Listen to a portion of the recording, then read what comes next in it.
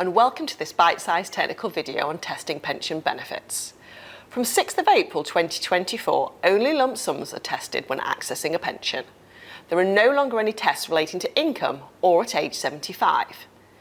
There are two new allowances, the lump sum allowance or LSA, which is set at £268,275, and the lump sum and death benefit allowance or LSDBA of £1,073,100. When a relevant benefit crystallisation event or RBCE occurs, a test will take place. In the member's lifetime, the most common RBCEs will be taking a pension commencement lump sum, PCLS, or an uncrystallised funds pension lump sum, UFPLS. When PCLS is taken, the maximum amount that can be paid is 1/3 of the amount being used to provide an income up to the lower of the available lump sum allowance or lump sum and death benefit allowance. In practice, it's unlikely that the lump sum allowance will be used up before the lump sum and death benefit allowance. So in the vast majority of cases, lump sum allowance will be the restricting factor.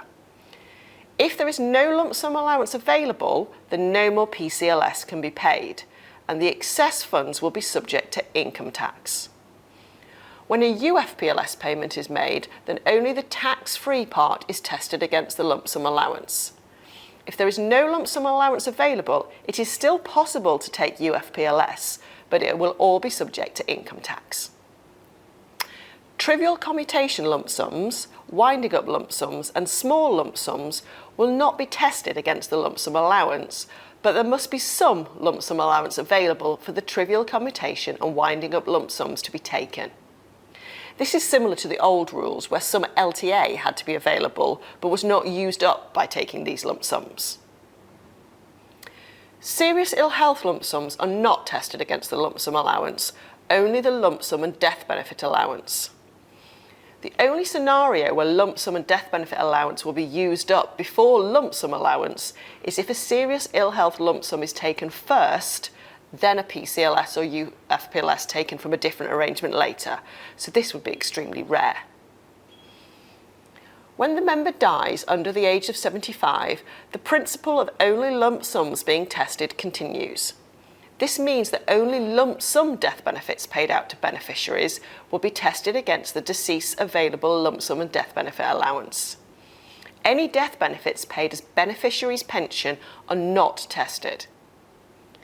When calculating the amount of lump sum and death benefit allowance available to pay out lump sum death benefits, any PCLS, serious ill health lump sums, and the tax-free part of any UFPLS paid out in the member's lifetime will reduce the available lump sum and death benefit allowance.